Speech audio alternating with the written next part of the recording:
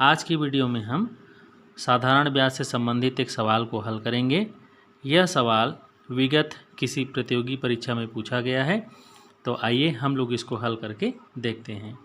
हमारा सवाल है कि कितने समय में 3% वार्षिक ब्याज की दर से 8,000 रुपये का साधारण ब्याज उतना ही होगा जितना 4% वार्षिक ब्याज की दर से 6,000 का साधारण ब्याज 5 वर्ष में होगा। तो सबसे पहले हम लोग देख लेते हैं 4% वार्षिक ब्याज की दर से 6,000 रुपये का साधारण ब्याज 5 वर्ष में कितना होगा।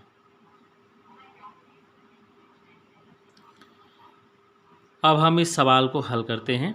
हम जानते हैं साधारण ब्याज के बराबर होता है मूलधन गुणा दर गुणा समय और बटा 100। ये उसका सूत्र है। यहाँ हम लोग देखेंगे हमारा मूलधन क्या है।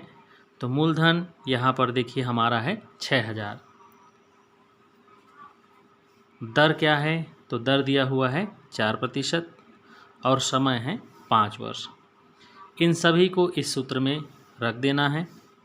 सूत्र में रखेंगे, पहले मूलधन दिया हुआ है तो मूलधन के जगह हो जाएगा 6,000, गुणा दर दिया हुआ है तो दर के जगह में 4 हो जाएगा, और उसके बाद गुणा समय है तो समय की जगह में हो जाएगा 5, और उसके बाद बटे हो जाएगा 100। ये सब सूत्र में दिया हुआ है। इतना करने के बाद शून्य से शून्य कटा देंगे, शून्य से शून्य फिर कटा देंगे। अब ये हो गया 60 और ये हो गया 4 पंचे 20।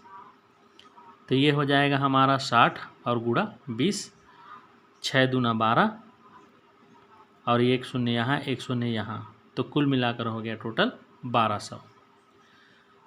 तो 6,000 रुपये का 5 वर्ष में 4% वार्षिक ब्याज की दर से हमारा जो साधारण ब्याज है वो निकल गया 1200। तो कितने समय में, अब यहाँ पर समय निकालना है। 3% वार्षिक ब्याज की दर से 8,000 रुपये का साधारण ब्याज उतना ही होगा, मतलब 1200 होगा। अब इसके लिए भी हम इसी सूत्र को लागू करेंगे। अब यहाँ पर हमने फिर ले लिया है मूलधन गुणा दर गुणा समय और बटा 100, लेकिन यहाँ पर हमको समय निकालना है। तो देखिए, या तो समय का सूत्र याद कर लीजिए, चाहे इसी सूत्र से समय का भी सूत्र निकलेगा, दर का भी सूत्र निकलेगा और मूलधन का भी सूत्र निकलेगा। मतलब सारे सूत्र इसी सूत्र से निकलते हैं। अब जैसे हमको समय को ज्ञात करना है, यहाँ पर हो जाएगा हमारा साधारण ब्याज।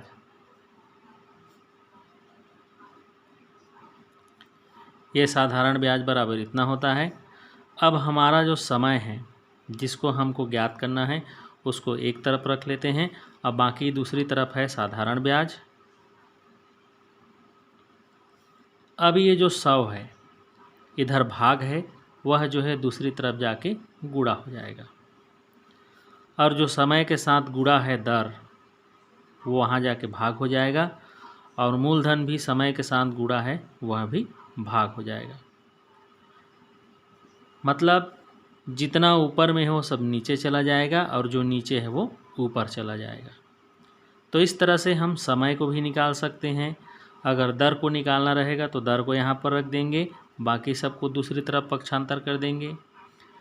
अगर मूलधन निकालना है तो मूलधन को यहाँ रख देंगे, बाकी दर और समय को यहाँ पक्षांतर कर देंगे। तो हम एक सूत्र से सारे सूत्रों को निकाल सकते हैं, या फिर आप सीधा इस समय के सूत्र को याद कर लीजिए। समय का सूत्र है साधारण ब्याज गुणा 100 और बटे दर गुणा मूलधन। अब इसी में हमको रख देना है। अब यहाँ पर देखिए साधारण ब्याज हमारा निकल गया है कितना, 1200। अब उसमें गुणा हम लोग 100 करेंगे, बटे नीचे में दर, तो दर हमारा कितना दिया हुआ है 3%, उसको लिखेंगे, और मूलधन, तो मूलधन है हमारा 8,000, उसको लिख लेंगे।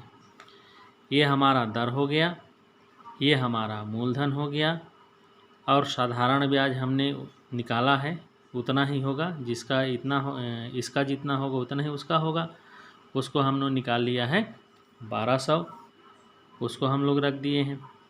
शून्य से शून्य को कटाएंगे, शून्य से शून्य को कटाएंगे, एक शून्य से एक और शून्य को कटाएंगे। अब इस तरह यहाँ पर बचा है 120 और नीचे में है 8 और गुणा 3। अब हम लोग क्या करेंगे, 3 से भाग दे देंगे 120 में।